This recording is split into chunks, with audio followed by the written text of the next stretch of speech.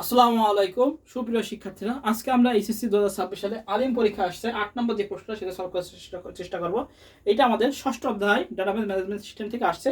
তো আমরা একটু প্রশ্ন দেখিনি কেমন প্রশ্ন ছিল। এই যে আমাদের প্রশ্ন আছে ষষ্ঠ অধ্যায় এইচএসসি 2026 সালের এই যে ষষ্ঠ অধ্যায় প্রশ্নটা আমরা দেখিনি সবাই। আমরা এখনই সলভে চলে যাব।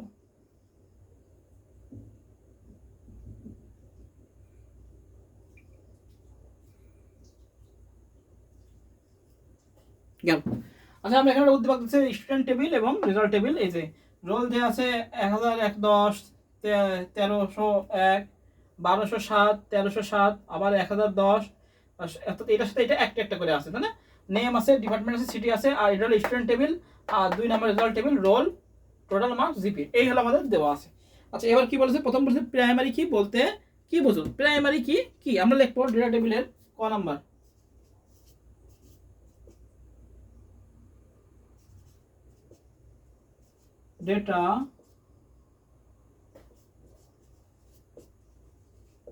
ডেটা টেবিলের যে ফিল্ডের মানসমূহ দ্বারা যে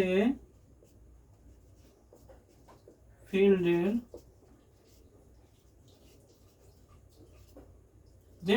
মানসমূহ দ্বারা ডেটা টেবিলের যে ফিল্ডের মানসমূহ দ্বারা একটি রেকর্ডকে অন্যান্য রেকর্ড থেকে একটি রেকর্ডকে অন্যান্য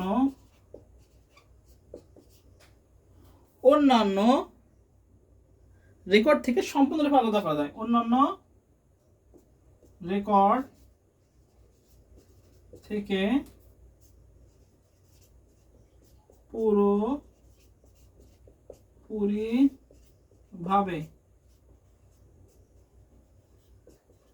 আলাদা করা যায় ডেটা টেবিলের যে ফিল্ডের মানসমূহ দ্বারা একটি রেকর্ডকে অন্যান্য রেকর্ড থেকে পুরোপুরিভাবে আলাদা করা যায় সেই ফিল্ডকে প্রাইমারি করে। প্রাইমারি কি বলে? যায় সেই ফিল্ডকে প্রাইমারি কি বলে? সংজ্ঞা এভাবে দেবো যে ডেটা টেবিল আমার যেহেতু জায়গা কম এই জন্য এখানে দিয়ে দিচ্ছি যে আমরা লিখবো ডেটা টেবিলের যে ফিল্ডের মানসমূহ দ্বারা একটি রেকর্ডকে অন্যান্য রেকর্ড থেকে পুরোপুরিভাবে আলাদা করা যায় সেই ফিল্ডকে প্রাইমারি কি বলে। আর যে আমরা যেরকম প্রশ্নে দেখতেছি স্টুডেন্ট টেবিল এবং রেজাল্ট টেবিল, এর মধ্যে প্রাইমারি কি কোনটা? আমরা বলবো রোল নাম্বার। কেন রোল নাম্বার প্রাইমারি কি? কারণ এই রোল নাম্বার তাই আর কোনো আমাদের নাম এক হতে পারে, ডিপার্টমেন্ট এক হতে পারে, সিটি একই শহরে থাকতে পারে, কিন্তু রোল নাম্বার যেটা আছে সেটা কিন্তু ক্লাস এক হবে না। এই জন্য আমরা এখানে রোল ফিল্ডটা প্রাইমারিকে ধরবো। বুঝা গেছে? তো প্রাইমারি কি বলে? যে ডেটা টেবিলের যে ফিল্ডের মানসমূহ দ্বারা একটি রেকর্ডকে অন্যান্য রেকর্ড থেকে পুরোপুরিভাবে আলাদা করা যায় সেই ফিল্ডকে কি বলা হয়? প্রাইমারি কি বলে। আচ্ছা, খ নাম্বার কি বলেছে? যে ডেটাবেজে কেন ইন্ডেক্সিং করা হয়। আচ্ছা, ইন্ডেক্সিংটা কি? খ নাম্বার ইন্ডেক্সিং আর শর্টিং দুটো জিনিস আছে। ইন্ডেক্সিং হলো ডেটাবেজের ডেটাকে লজিক্যাল অর্ডারে সাজানোই, সেটা হলো ইন্ডেক্সিং। কি করা? ডেটাবেজের ডেটাকে কি করা? লজিক্যাল অর্ডারে সাজানো, বা বলতে পারি আমরা অ্যাসেন্ডিং বা ডিসেন্ডিং আকারে সাজানো, সেটা কি আমাদের ইন্ডেক্সিং। আমাদের শর্টিংও আছে, ইন্ডেক্সিংও আছে।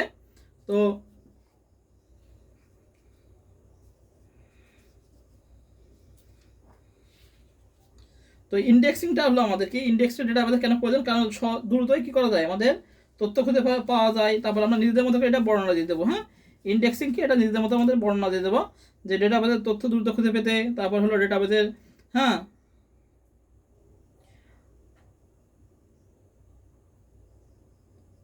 বুঝতে পারছি? তো ডেটাবেজের ডেটাকে কি করা?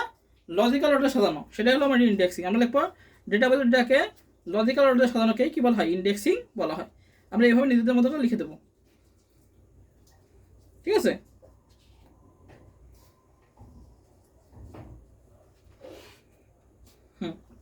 তো ইন্ডেক্সিং কেন গুরুত্বপূর্ণ? আমরা লিখবো যে ইন্ডেক্সিং ডেটাবেজে কেন ইন্ডেক্সিং বোঝা। ইন্ডেক্সিং কাকে বলে? যে ডেটাবেজের ডেটাকে লজিক্যাল অর্ডারে সাজানোকেই কি বলা হয়? ইন্ডেক্সিং বলা হয়। তো লজিক্যাল অর্ডারে সাজানো এখানে কেন সাজানো হয়? কারণ ডেটাবেজ ডেটাকে দ্রুত খুঁজে পেতে এবং প্রথমে যখন সূচিপত্র দেওয়া থাকে তার সূচিপত্র দেখলে আমরা বুঝতে পারি যে অমুক পেজে আছে, তাহলে এটাকে দ্রুত কি করা যায়, খুঁজে বের করা যায়। তো আমরা লিখবো যে ইন্ডেক্সিং কি, যে ডেটাবেসটাকে লজিক্যাল অর্ডারে সাজানোকে কি বলা হয়, ইন্ডেক্সিং বলে। এবং ডেটাবেসের সবচেয়ে গুরুত্বপূর্ণ জিনিসকে দ্রুত খুঁজে বের করার জন্য আমাদের ইন্ডেক্সিং করা হয়। এভাবে নিজে নিজে ইন্ডেক্সিংয়ের যত ভালো মানে এর দিকে আমাদের কেন প্রয়োজন হয়, কেন ইন্ডেক্সিং করা হয়। হ্যাঁ, আর ডেটাবেস ডেটা একটা আছে অ্যাসেন্ডিং এবং ডিসেন্ডিং আকারে, সেটা শর্টিং, এখানে বলিনি শর্টিং আকারে। তো এখানে বলছে ডেটাবেস ডেটাকে কি করা লজিক্যাল অর্ডারে। তো ডেটাবেসের ডেটা সমূহের ডেটাবেসের টেবিলের রেকর্ড সমূহের অ্যাড্রেসকে কোনো লজিক্যাল অর্ডারে সাজিয়ে রাখাকেই বলা হয় ইন্ডেক্সিং বলা হয়। সেটা অ্যালফাবেটিক্যালি হতে পারে, নাম্বার হতে পারে। এবং এর সুবিধাগুলো আমরা লিখতে পারি যে ইন্ডেক্স করা ফাইলের ডেটা দ্রুত খুঁজে বের করা যায়, ইন্ডেক্স ফাইলের ডেটা রেকর্ড এন্ট্রি হলে স্বয়ংক্রিয়ভাবে আপডেট হয়, কাজের গতি বৃদ্ধি পায়, ডেটা টেবিলের রেকর্ড সময় সার্চিং, শর্টিং, রিপোর্টিং, কোয়েরি ইত্যাদি দ্রুত করা যায়, মূল ফাইল অপরিবর্তিত থাকে। এভাবে আমরা বর্ণনা দিতে। আচ্ছা, এবার খ নম্বর তাহলে আমাদের গেল। তাহলে ইন্ডেক্সিং কি, ডেটা টেবিলের ডেটাকে কি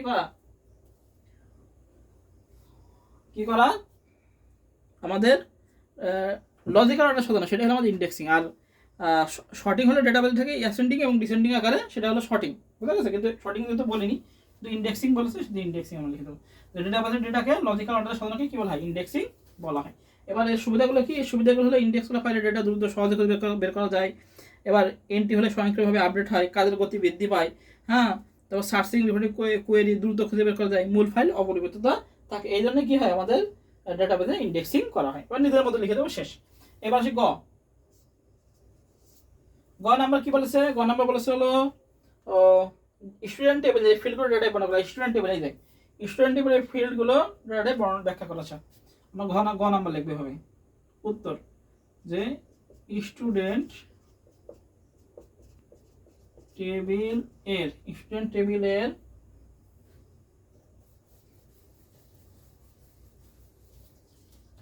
এখানে টেবিলের ডেটা টাইপগুলো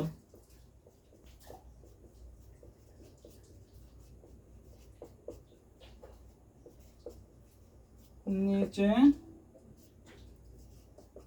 বর্ণনা করা হলো। এটা যে যেভাবে লিখবে সেভাবেই রাইট, কোনো সমস্যা নেই। আমি একটু সিস্টেম বলে দিই, একরকম ভাবে আমরা লিখবো, আমি আর একরকম ভাবে লিখি, যে যেভাবে লিখবে সেটাই রাইট। আমি একটু টেবিল করে দেবো।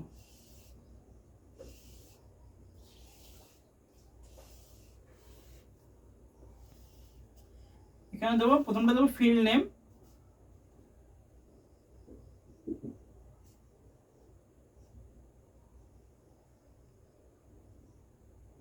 কি বলেছে ফিল্ড, আচ্ছা ফিল্ড নেম, এখানে হলো ডেটা টাইপ,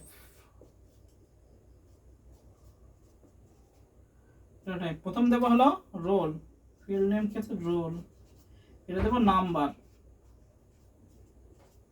কারণ এই জায়গায় সিরিয়াল অনুযায়ী, যদি সিরিয়াল অনুযায়ী থাকতো তাহলে আমরা দিলাম অটো নাম্বার, রোলটা সিরিয়াল অনুযায়ী নেই বলে আমরা কি দিলাম নাম্বার টেক্সট। আচ্ছা, এরপর কি আছে নেম,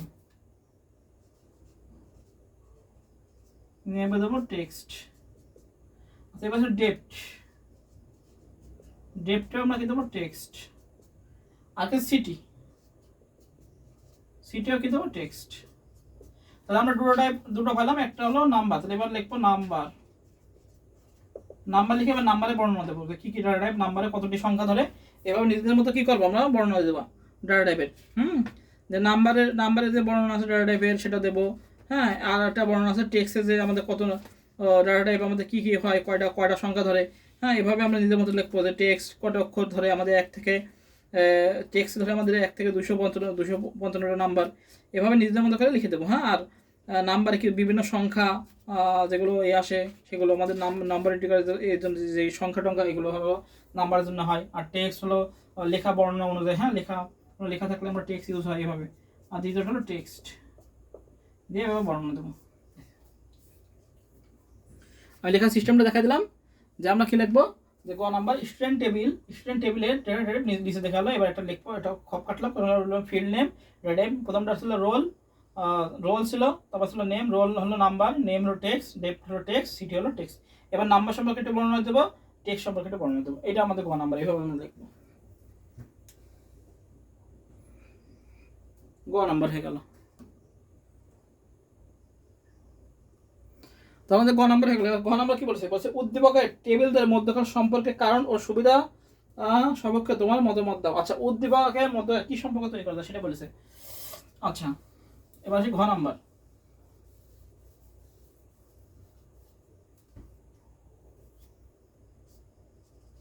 ঘ নাম্বার আমরা লিখবো উদ্দীপকের টেবিলটার মধ্যে উদ্দীপকের টেবিল দ্বয়ের মধ্যে 1-to-1 রিলেশন তৈরি সম্ভব। 1-to-1 রিলেশন তৈরি সম্ভব। কেন 1-to-1 সম্ভব? কারণ এখানে এর রোলটা হলো প্রাইমারি কি। এটা হলো রিলেশন তৈরি করা হয় কিসের উপর? প্রাইমারি কি, ফরেন কির উপর ভিত্তি করে আমাদের কিন্তু ডেটাবেজের রিলেশন তৈরি করা হয়। তো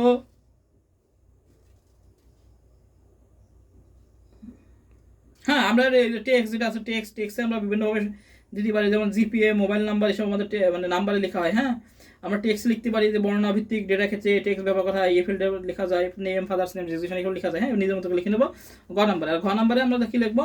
যে আমাদের উদ্দীপকের টেবিলটার মধ্যে কি 1-to-1 রিলেশনশিপ করা যায়। কেন? কেননা আমাদের রোল যে নাম্বার আছে 1010 এখানে একটা আছে, 1301 এখানে একটা আছে, 1207 এখানে একটা আছে, আর 1307 একটা আছে।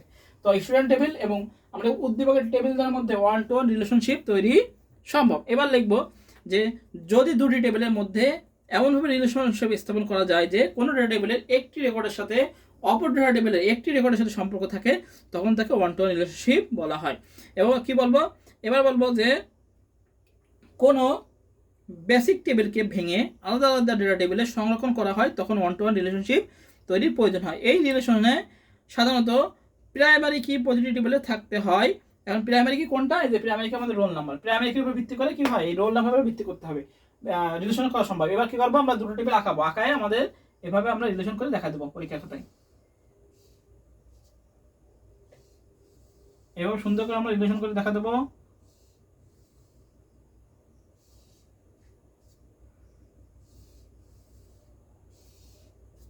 এখানে লিখে দেবো চিত্র 1-to-1 রিলেশন। এটা আমাদের কিন্তু আঁকে দেখাতে হবে, নাহলে 2 মার্ক দেবে না, 2 মার্ক কেটে দেবে কিন্তু। হ্যাঁ, এটা আমাদের রিলেশন করে দেখাতে হবে 1-to-1 রিলেশনশিপ। আচ্ছা, তো কি আমাদের লিখবো যে এখানে বলেছে উদ্দীপক টেবিলের মধ্যে সম্পর্কের কারণ ও সুবিধা। তোমার উদ্দীপকের টেবিলদের মধ্যে 1-to-1 রিলেশনশিপ তৈরি করা সম্ভব, কারণ কোনো ডেটা টেবিলের একটি রেকর্ডের সাথে অপর ডেটা টেবিলের একটি রেকর্ডের সম্পর্ক স্থাপন করে 1-to-1 রিলেশনশিপ বলা হয়। এখন 1-to-1 রিলেশনশিপ করতে এখানে আমাদের উদ্দীপক স্টুডেন্ট টেবিলে আমরা দেখতে পাচ্ছি রোল নাম্বারটা প্রাইমারি কি, এবং রেজাল্ট টেবিলেও প্রাইমারি কি এই রোল নাম্বার। এখানে আমাদের 1-to-1 রিলেশনশিপ করতে হলে অবশ্যই একটি প্রাইমারি কি দরকার হয়, সেটি আমরা রোল নাম্বার ধরে আমরা রিলেশনশিপ করতে পারি। এখন এখানে রোল নাম্বার কি আমরা পরিলক্ষিত করতে পারি, যেখানে রোল নাম্বার একটা আছে এবং রেজাল্ট টেবিলেও আমাদের রোল নাম্বার একই রোল নাম্বার একটা একটা করে আছে, যার ফলে এরই মাধ্যমে আমরা 1-to-1 রিলেশনশিপ তৈরি করতে পারি।